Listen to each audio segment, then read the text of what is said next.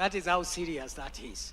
So these are the indicators of a strong macroeconomic environment. The World Bank has said it, IMF has said it, the credit rating agencies have said it. It is not the government of Kenya that is saying it. There are many other things, including inflows of FDI, foreign direct investment, which hit last year the highest in the history of our country, $3.2 billion US. This is a report of the United Nations Conference on Trade, UNCTAD. That is their report. So there are so many indicators, but allow me to leave that matter there. Number two, agriculture is the foundation of any economy, whether developing or developed. That is why agriculture sector is highly subsidized and highly protected anywhere in the world, including in the industrialized countries. They subsidize farmers, they subsidize agriculture because food security and a good agricultural base stabilizes the economy. So I want to just summarize what we have done to transform our agriculture, livestock, and fisheries sector, or blue economy sector, in this manner. Number one, when President Ruto was sworn in on 13 September 2022, we didn't have a good register of farmers. We only had 350,000 farmers in our records.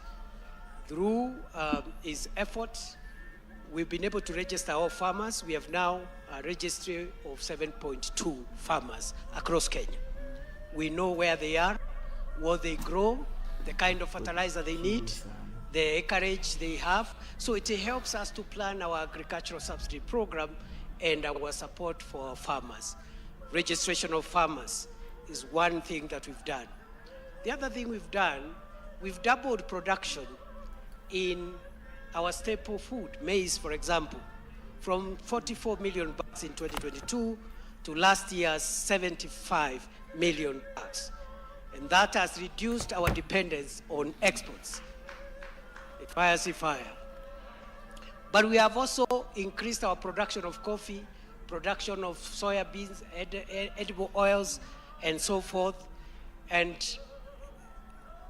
why that production of maize has gone up mainly is because of the subsidized fertilizer program. Again, this administration bring down the cost of major input in agriculture called fertilizer from a high of 7,000 shillings per 50 kilogram bag to 2,500 shillings over the last 4 years.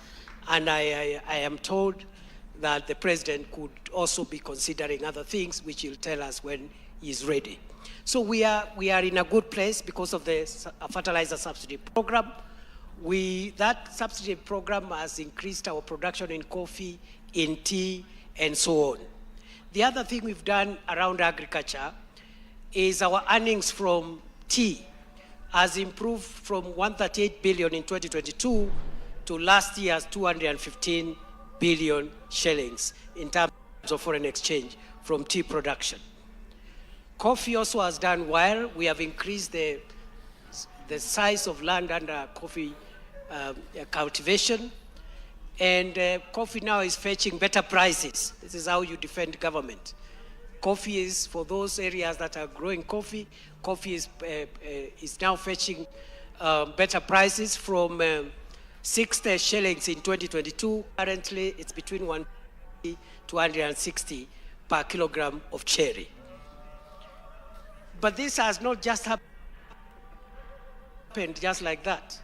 It is because of subsidized fertilizer, the elimination of cartels, streamlining of licensing, and all the reforms that His Excellency the President has led us in that space of coffee.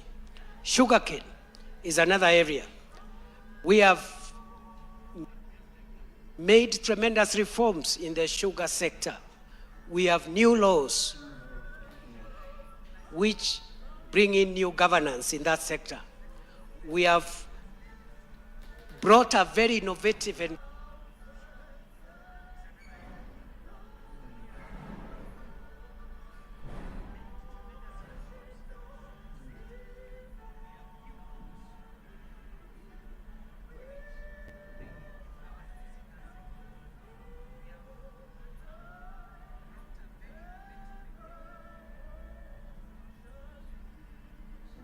have brought a very innovative and business-friendly production model. And we have now, slowly, we are returning the factories back into production, starting with the first four that we and the others are on course of resumption of production. Now workers are being paid when they deliver their cane, 7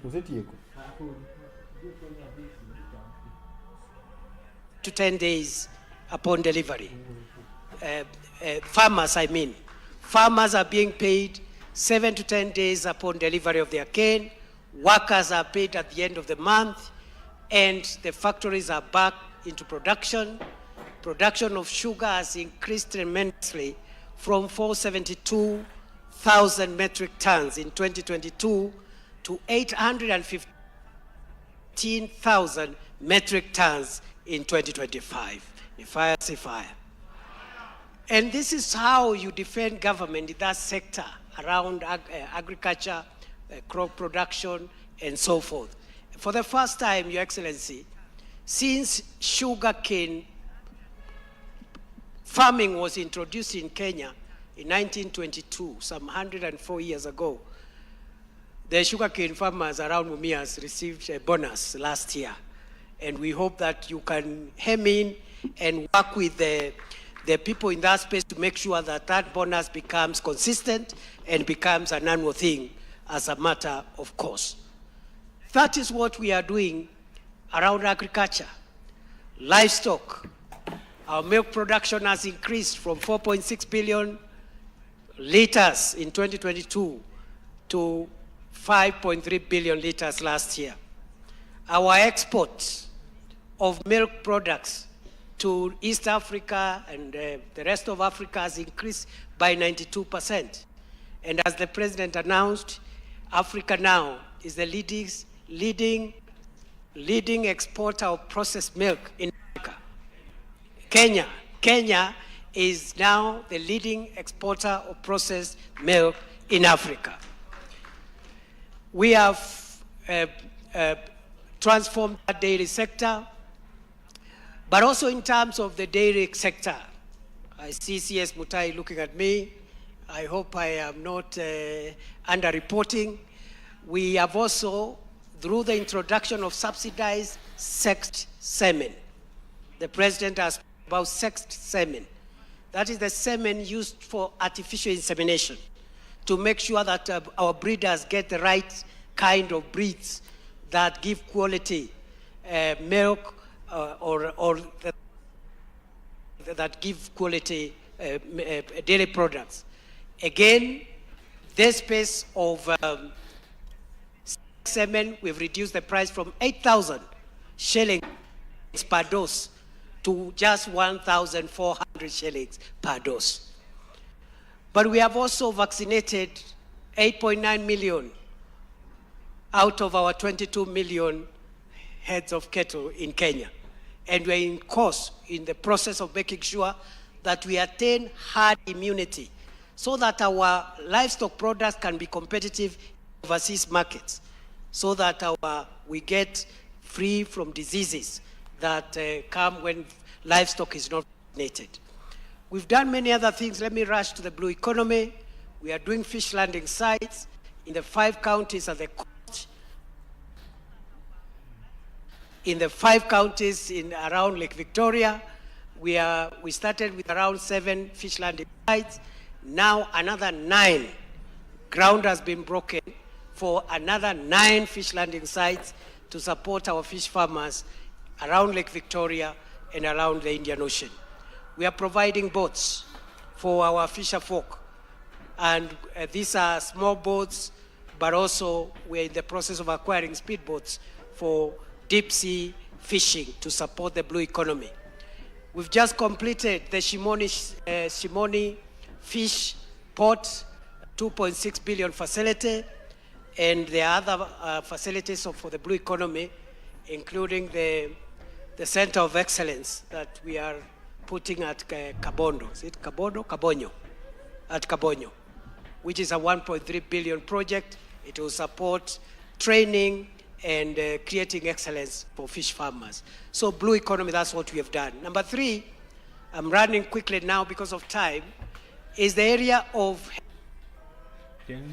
health. I don't need to repeat. We've done a lot of heavy lifting in health.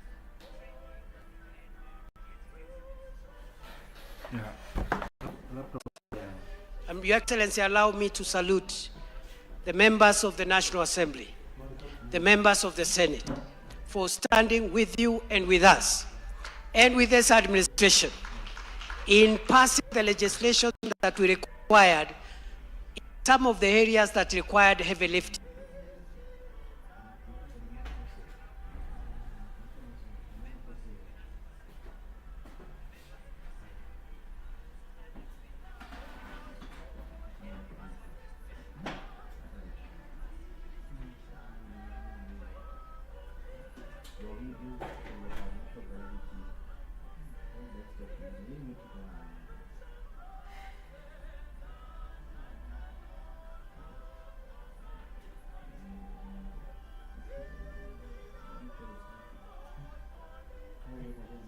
For us to deliver.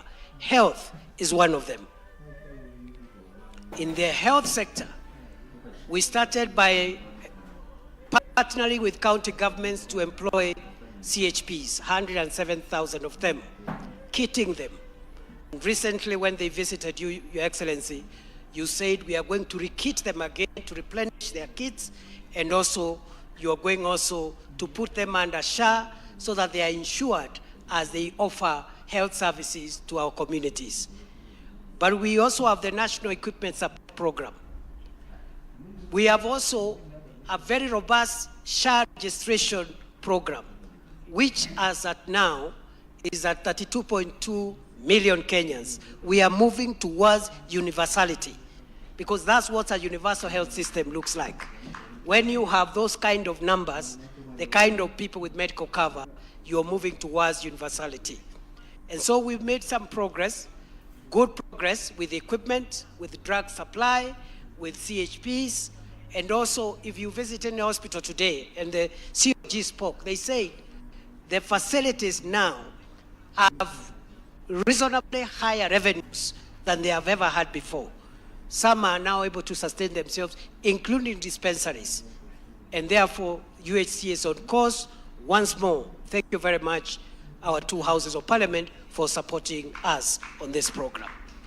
Your Excellency, we have also made progress in education in several fronts. Immediately you were sworn in, you set up the Education Task Force, which helped us to look at the reforms we need to do in this sector. What we have done so far includes streamlining the CBC curriculum, and now there is smooth transition. Right now we are in senior school, the pathways are defined, and the noise that was there in 2022 about too much work being done by parents has gone down. The uncertainty of that curriculum is now behind us. Number 2, we have employed teachers, 100,000, reduced the teacher-student ratio from 1 to 45 to 1 to 29. But we have also something we have not captured in our statistics, Your Excellency, which is very impressive. Kenya is one of the few developing countries that have achieved a 1-to-1 pupil textbook ratio. It is not very common. So we need to capture that in our statistics, even as we go forward. We have employed also tutors for TVETs, 3,300 of them. We have built 23,000 classrooms. We have built reforms in the TVET sector, seeing enrollment rise from 297,000 in 2022 to currently over 718,000 students. We have introduced other reforms, including the recognition of prior learning that allows Juakali people to come in for shorter periods and get certified for what they already know, so that they don't waste time in a TTI for 4 years when they already have the knowledge. But we have also introduced the dual training policy, which enables students in TTIs to get practical experience. We have also reviewed our funding model, and that is work in progress, but right now we have a better funding model, we have a better budget for education. We found it at just below 500 billion. Now we have 64 billion shillings. 784 billion shillings for this year. University funding has risen from 45 billion shillings in 2022 to 82 billion shillings last year. Funding for Higher Education Loans Board, we have increased it from 17 billion shillings where we found it to last year's 41 billion shillings. Ni fire si fire. Tuendelee tusiendelee. So in the education sector, we've done a lot of things, and I think that is work in progress. Number 5, public infrastructure. What have we achieved in the public infrastructure space? I'll run down through this very quickly. Number 1, roads are restored. Through a very innovative financing and resource mobilization program, the President was able to help us to unlock funding for stored roads, and we have paid all contractors who had claims up to the end of last year. A total of 177 billion shillings have been paid to unlock the completion of over 6,000 kilometers of tarmac road, which are restored way back in 2019. But we continue in this sector and say that we have the major highways. I don't want to repeat them. The Ronnie Mau Summit is there. The famous road, which is the most emotional road for us as a country, the road connecting Isiolo and Mandera, because our brothers and sisters have been cut off for a very long time. Ile barabara ya rais, mnajua ile barabara? Itoke Mandera, ikuje Gare, itoke Gare, ikuje wapi? Ikuje, no sio Kobo, we Duale, let me just summarize that that road is the single longest road project ever undertaken in independent Kenya. That is the longest single road project ever done in the history of Kenya, even before independence, because I don't think the colonialists built such a road. So, road sector on progress. We are dualing. We've dualed, if you go to Mombasa now, between Nyali towards Kilifi, duo, between Changamwe, Mariakani is duo, and Marwa to, Keno Marwa, and so forth and so on. And this roads program has really helped us. Electricity, we have connected a new 1.4 million households with electricity since 2022. And that is a big plus for us. We found connectivity at 8.9 million households. Now we are at 10.3 million households. Out of the total of 15.6 million households in Kenya, we are on course towards universal electrification in the next 3 or 4 years. So that's what we are doing for electricity. Other public infrastructure is ICT. We have built 35,000 new kilometers of fiber optic cable. We have built 316 ICT hubs to provide ICT infrastructure. And another 416 are under construction as we speak, bringing a total to over 700. We need to speed up. CS Kabogo, we need to speed up a little bit so that we can achieve the target of 1450 ICT hubs by next year. It is possible. But we've done a lot of work there, ICT hubs and so forth. And so I've talked about energy, ICT, I've talked about roads, I've talked about markets for fresh produce trade. We are doing nearly 600, over 450, and others in the pipeline, nearly 600 markets. I think CSL is, that's what she informed me. And I think we are providing dignity to Mama Mboga. We are providing dignity to our small-scale traders so that they can have dignified places to do their trade. So that is what we've done around infrastructure. Number 6, housing. You know, housing is one of the issues I've had some people commenting about. And unfortunately, some of the critics talking about housing have no idea how transformational, how critical housing is in lifting the standards of living of the people of Kenya. First, those who are saying that people should have money to build houses, I don't know what kind of economics is that. They must know the countries that we are looking up to, the countries that moved from the third world to first, had housing as a core pillar of that progression.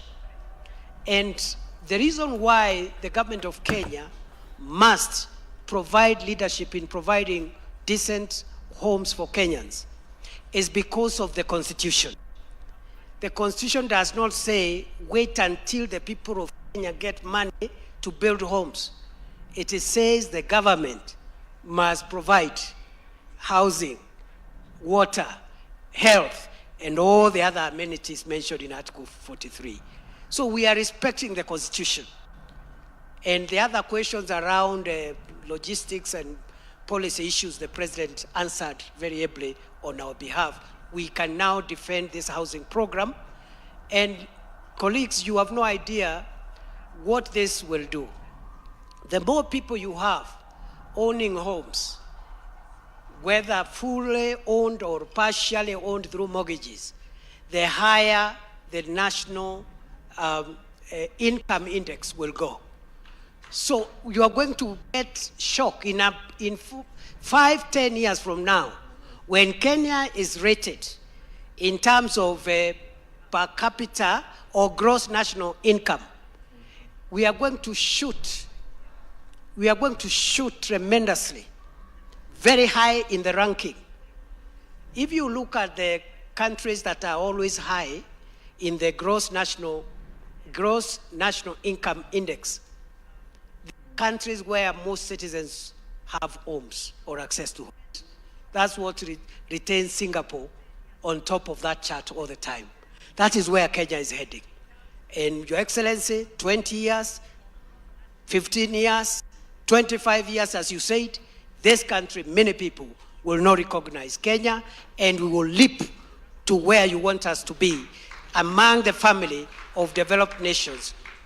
Because you see, when they do gross national income, they look at the wealth of households, the wealth that you have in a home.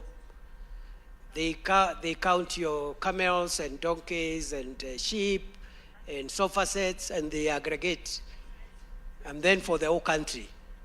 That one asset only called a home, the cheapest house is 1 million shillings. Just the cheapest, the bed-sitter in Kibra or somewhere is just 1 million plus. So that shows you the national wealth. By all these units that are ongoing, the national wealth is going to increase many times over. 2,077,000 units under construction in 44 counties, 240 active sites, 650,000 Kenyans employed, etc., etc. Number 7, I want to talk about security. We have made a lot of progress in security because when you came into office, Your Excellency, I was your Minister for Interior, and our police were not doing very well in terms of equipment. They were being overrun by bandit networks and terror groups all the time. But Your Excellency, you've supported our disciplined forces very strongly from day one through the equipment modernization program that has gone on seamlessly since 2023. And that is partly why we as a government have been able to subdue the terror attacks that were frequent, almost monthly, in the Boni Enclave around Lamu area. That is how we have pacified northeastern Kenya. That is how the banditry networks in the Kerio Valley have been silenced. I want to commend you, Your Excellency, for helping our security forces, our men and women in uniform, to defend our country, protect our territory, and also to be able to protect our property. So we have better equipment now. You have reviewed their salaries through your leadership. Now, every year, they are getting salary increment. We are building houses for them. Already 28,000 units are being constructed for prison officers. And our prison officers' population is around 30,000. So it's like every prison officer is going to have a decent home in the coming months, courtesy of President William Ruto. We are also building for the military, for the police, for teachers, and other civil servants. So again, security sector reforms, Your Excellency, you're continuing with that. Recently, through the Ministry of Interior, you were able to help us establish a Nairobi Metropolitan Police Unit and other formations that help us modernize this space. And I must commend my successor, Minister Kipchumba, because the little work that I had left in the Kerio Valley, I think he has completed it, and he did it faster than I would have done it myself.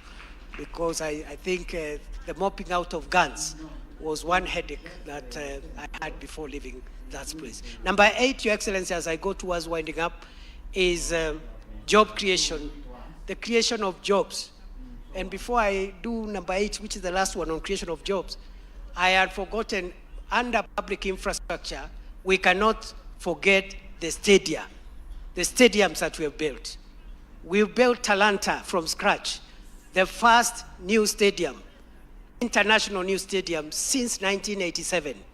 The last one was built in 1987, 39 years ago. We've not only built Talanta, but we have refurbished Kasarani and Nyayo. We have not only done that, but we have another 32 stadiums across the country. Again, very soon, Kenya is going to be a sporting nation of unimaginable magnitude because of all these sporting centers that are being created through the stadium. Your Excellency, in terms of job creation, under the Kazi kwa Ground program, the Affordable Housing Program and Markets and Hostels program has helped us employ 650,000 Kenyans. CS Mbadi, I agree with you, that data is old. We are now around 1 million. We need another assessment of job creation around that space. The other one is Kazi Mtandaoni. We have about 300,000 young people who are earning income from the digital jobs. I also suspect, Your Excellency, that data is old. That data has remained like that for the last 1.5 years. I think we need to do another assessment. With the opening of the BPOs, the Business Process Outsourcing Centers, and the increasing infrastructure of the ICT hubs, we have more Kenyans than the 300,000 that we had captured before. That is Kazi Mtandaoni. Under Kazi Maju, 538,000 Kenyans who have been facilitated by this government to work abroad. How? Because you'll be asked, how have you done that? Through, number 1, deregistering exploitative agencies that were exploiting Kenyans, providing a transparent process through the National Employment Authority, removing cartels, I've already said that, but also giving a green channel for passport acquisition and subsidizing relocation grants through the Youth Enterprise Fund. These are some of the measures we've done, and of course, entering into bilateral labor agreements to protect our workers abroad. Then, Your Excellency, we have other job creation and income opportunities we've done. The key one is the Nyota project, which you recently helped us to launch phase 2 of the business support component, supporting 123,000 young people with 50,000 to start their small businesses. There are other components like the recognition of prior learning component, which is targeting 20,000 young people. We have the OJE, on the job experience program, targeting 90,000 young people. And we have the access to government procurement program, targeting 600,000 young people. So aggregated, we've been able to create somewhere around in the region of 2-3 million jobs, directly, indirectly, in the last few years. Your Excellency, finally, let me also thank PCS Musalia, who has organized your very many international engagement forums and they were worth it. I don't even know, Your Excellency, how you managed, because you were very busy in Kenya, but you were also very busy internationally to profile Kenya and project our country as a country where investors can have confidence in. And I want to thank PCS Musalia, the many engagements you've had, the many addresses you've made. I was very happy to see, for historical reasons, the European Parliament giving you a standing ovation. I was very happy to see the European Parliament giving a standing ovation to President William Ruto for historical reasons, isn't it? So, Your Excellency, that diplomatic push is good for us. It is what has brought us the investment, the FDI, and we continue supporting you as you lead us into the future, both in our engagement here and for you to engage on the behalf of our country. Allow me to end there, Your Excellency, by thanking everyone. First, I thank you. You have been a good team leader. You have treated us well, with respect, all of us. Our strength, our weaknesses, you have known how to manage all of us, and nobody feels disrespected. Everybody feels that they are worthy and they are part and parcel of this administration. I also want to thank the party leader of ODM for leadership, and I believe, for those of you who think anything can go wrong, nothing can go wrong when we have President William Ruto and Senator Oburu Oginga. Nothing can go wrong. So let's not sensationalize issues. There's no problem, because the wisdom of President Ruto, the wisdom of Senator Oginga will help us navigate our future together, because we need another. We need one another. We need one another. So I just want to leave it at that, Your Excellency. I thank our governors and the Council of Governors. We've had very hard, very cordial relationships. As the chairman has said, we treat each other with respect. The county governments treat the national government with respect. We also treat them with respect. And we've made a lot of progress in the areas that the chairman mentioned, agriculture, health. We made that progress because of the collegiality and the spirit of cooperation instead of confrontation. I also want to thank our senators, members of the National Assembly as well, for pushing forward our development agenda. I thank our MCAs in absentia, because they are the ones who have been helping with the legislative aspects of this agenda of the broad-based administration at the grassroots in the county assemblies. Lastly, I thank all members, the UDA party, and all the affiliates of Kenya Kwanza party, and all members of the ODM party for supporting the broad-based administration and for rallying themselves in support of President William Ruto. Once more, congratulations, President William Ruto. Congratulations, Senator Oginga. I rest my case, Your Excellency. Thank you very much.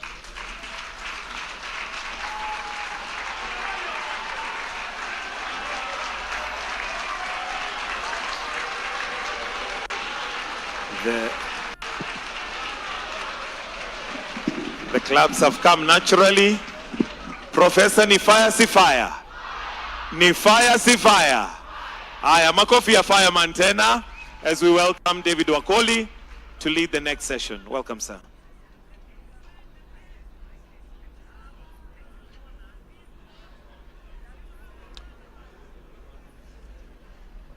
Asante Mheshimiwa Rais. Naomba tutulie na tuwe makini. Mheshimiwa Rais, kiongozi wa serikali ya nchi ya Kenya na Amiri Jeshi Mkuu, Daktari Oburu Odinga, kiranja wa chama kikubwa Afrika Mashariki na Kenya, Naibu Rais Daktari Profesa Kindiki, Mheshimiwa Musalia Mudavadi, mawaziri walio hapa, magavana wakiongozwa na mwenyekiti wa magavana, na itifaki zote zikizingatiwa. Leo ninashukuru Maulana kwa nafasi hii kuongoza kitengo na kujadili ajenda ya kutunga sheria. Mheshimiwa Rais, majumba ya Senate na jumba la kitaifa nafanya kazi kuhakikisha kwamba wanatunga sheria, kanuni na miswada ambayo husaidia serikali yako kutekeleza ahadi zako kwa Wakenya. Mheshimiwa Rais, kusimama kwangu hapa ni dhihirisho kwamba muungano na serikali yako ya Kenya Kwanza na serikali ya msingi pana ama serikali jumuishi inaenzi vyama vya kisiasa. Mimi ni kiranja wa walio wengi katika jumba la Senate na natoka chama cha Ford Kenya. Hapa ndani, Mheshimiwa Spika na Mheshimiwa Rais, kuna wanachama wa chama cha Chapchap, wanachama wa UDM, wanachama wa MDG, wanachama wa chama cha Jubilee. Wakiwa ndani hapa vile vile wanachama wa ODM na wanachama wa chama chako tawala cha UDA. Ni kuashiria kwamba katika majumba yetu ya kazi, iwapo ni kutunga sheria ama kutia msasa miswada, hatutengi ama kubagua watu kwa misingi ya vyama. Ndiposa sasa nataka kuchukua nafasi hii kumkaribisha kiongozi wa wengi katika jumba la kitaifa, Mheshimiwa Kimani Ichung'wah, aje hapa na aendeleze hoja hii ya mustakabali wa wabunge katika jumba la kitaifa. Naomba mkaribishe kwa makofi.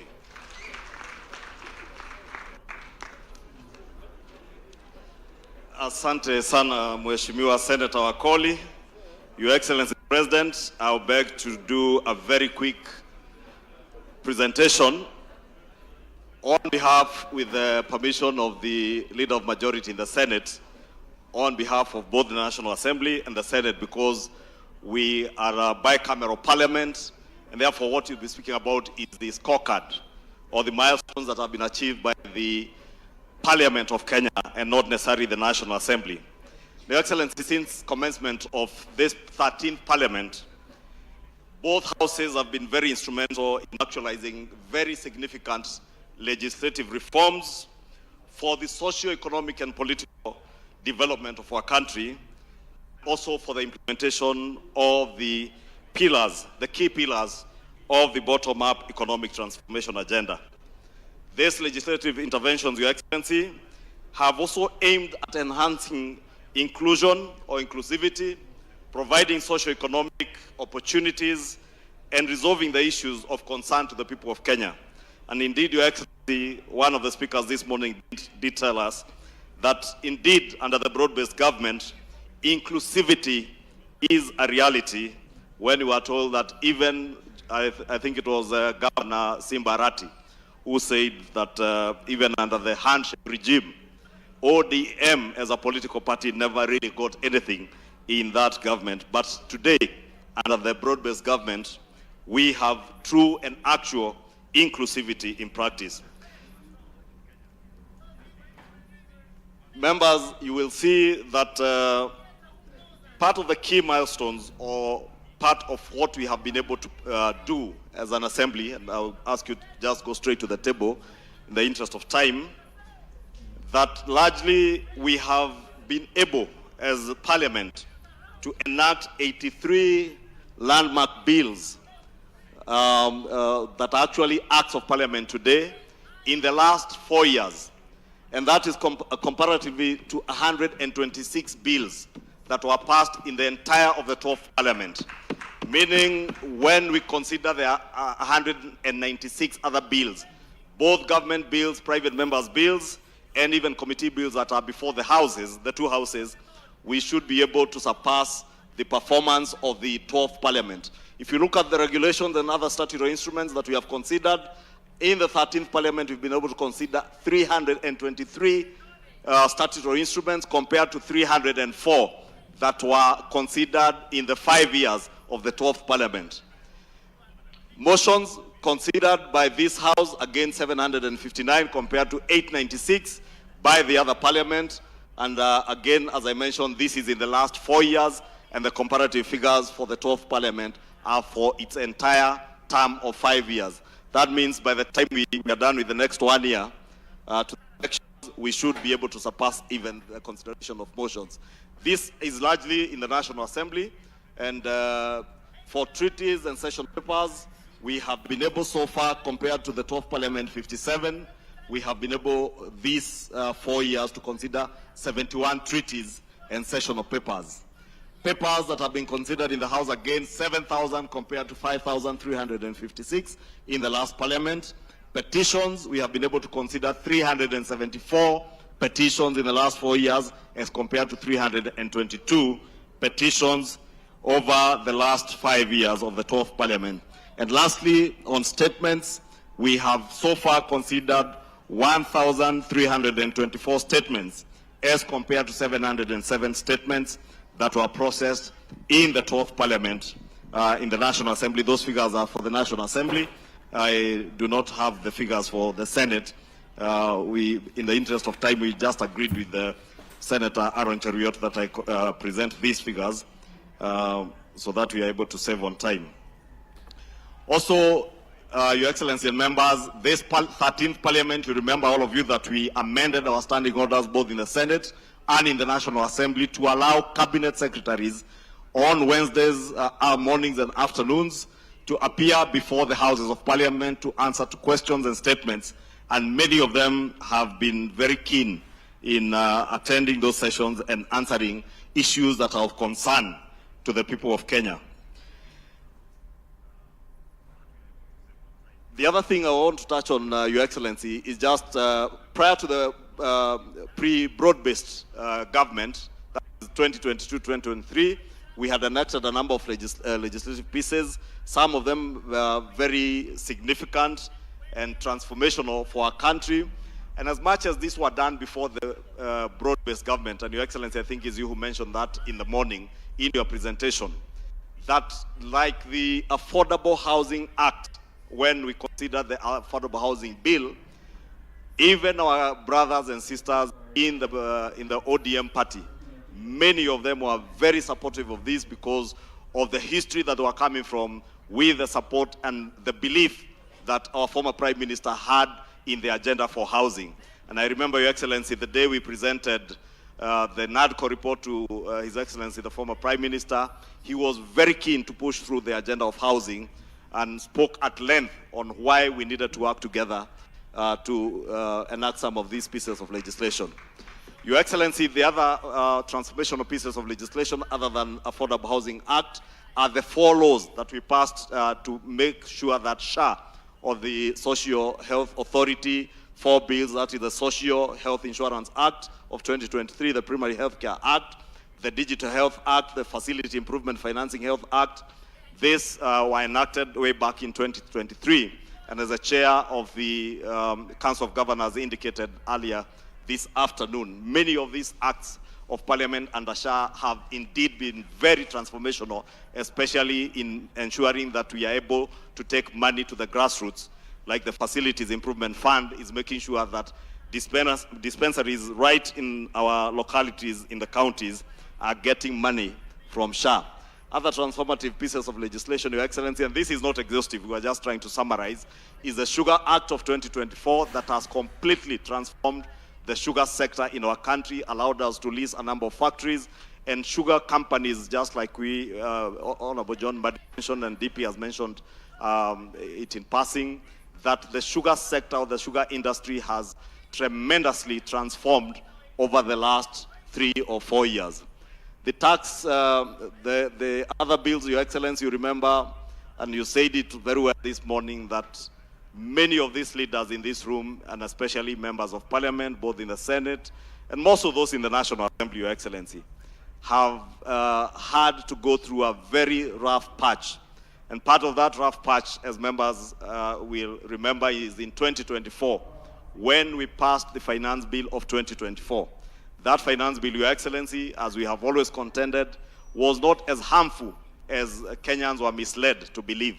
And indeed, 6 months or a short 5 months after the June 2025 protests, we reenacted the same finance bill of 2024, breaking it down into these 4 laws: the Business Laws Amendment Act of 2024, the Tax Procedures Amendment Act of 2024, the Kenya Revenue Amendment Act of 2024, and the Tax Laws Amendment Act of 2024, that carried 97% of all the proposals that were in the finance bill, as passed on June 25th, 2024. Your Excellency, that speaks volumes on the need, as we mentioned this morning, on why we need to counter the negativity and the lies and propaganda that are propagated by our colleagues on the other side. Your Excellency, moving on, we have had other key legislative pieces that we have done under the broad-based government, pieces of legislation that in a different environment would have been almost impossible, if not a very Herculean task to be able to do without the bipartisan approach that we have benefited from under the broad-based government. Key among these pieces of legislation, Your Excellency, is the Sovereign Wealth Fund Act of 2026, which you just assented into law last month. And this act is providing long-term fiscal sustainability and intergenerational wealth sharing by creating a sovereign wealth fund, which has a future generations fund component. It has an economic stabilization fund component. And also, Your Excellency, this same fund has the strategic infrastructure investment fund component. The National or the NIF Fund Act or Bill, which is now an Act of Parliament, Your Excellency, is noteworthy that this bill, when passed, created for us the National Infrastructure Fund, which I'm sure CS John Buddy is now about to recruit the CEO. They have already recruited the board, and they're in the process of recruiting the CEO and the secretariat of this fund. And this NIF is helping us in a very big way in the expansion of our commercially viable infrastructure. Key in point, and this morning CS Davis Churchill was telling me that already construction of our new airport, JKIA, has commenced, courtesy of the National Infrastructure Fund. And that, Your Excellency, tells you that, as you said this morning, Parliament, the 13th Parliament, has been very instrumental in helping this administration to actualize what we promised the people of Kenya when we campaigned, albeit in different camps, but speaking almost to the same issues. Because when you read the Kenya Kwanza Manifesto, you read the ODM Manifesto, what was then the Azimio Manifesto, there were very many things that were common between us. And that is why, Your Excellency, it became very easy for us to work together.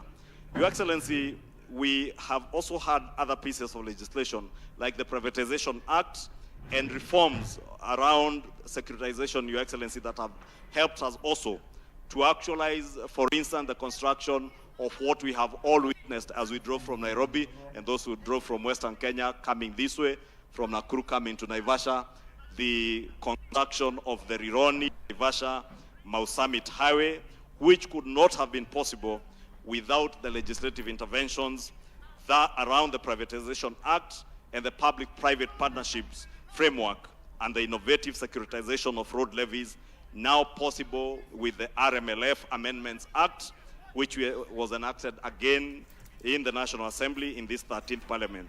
Your Excellency, again, as was noted, the securitization of the RMLF under the broad-based government was able to help your administration raise close to 185 billion shillings. And CS Davis Churchill tells me that the first 145 billion shillings is what has enabled almost every corner of this country witness the construction of roads, some which had stalled way back as 10 years ago in 2016. And he tells me the last, I think, 40 billion is about to come in to ensure that no road will stall up to next year, Your Excellency. Therefore, we have done well for this administration in terms of being facilitators of the agenda of this administration. Your Excellency, the other key things that we have done, and I'm just trying to rush, we were able to enact the Air Passenger Service Charge Amendment Act of 2025, and this changed how we manage that levy that is charged on every air ticket that you purchase in this country. And from a small figure of about 10 shillings, or I think $10, we are able to securitize that money, and that is the money that is helping this broad-based administration in the construction of the Bomas International Convention Center.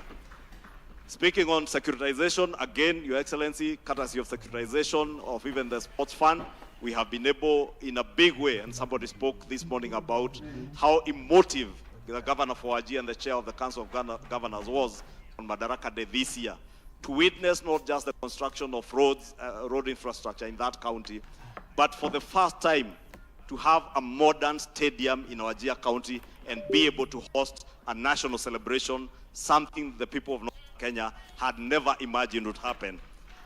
And we join all of them, all of us as Kenyans, we join the people of Wajir and the greater northeastern Kenya, because they are part and parcel of this country.